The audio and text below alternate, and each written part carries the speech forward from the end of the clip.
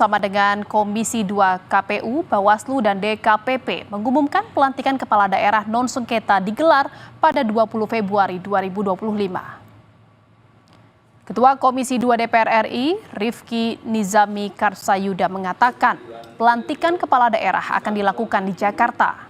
Pengunduran pelantikan kepala daerah yang semula tanggal 6 Februari menjadi 20 Februari tersebut merupakan arahan dari Presiden Prabowo Subianto melalui Mendagri. Arahan Prabowo disetujui oleh DPR RI, KPU, Bawaslu, dan DKPP dalam rapat kerja Komisi 2 DPR RI.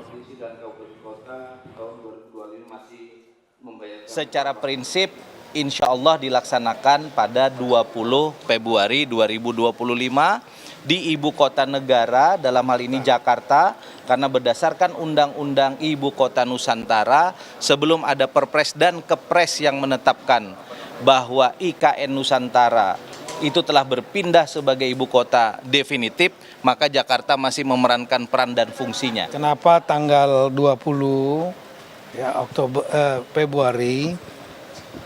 Ini bukan kehendak dari pemerintah sebetulnya. Ini ada faktor eksternal, yaitu adanya putusan sela Mahkamah Konstitusi tanggal 30 Januari 2025 yang kemudian di follow up dengan adanya revisi peraturan Mahkamah Konstitusi.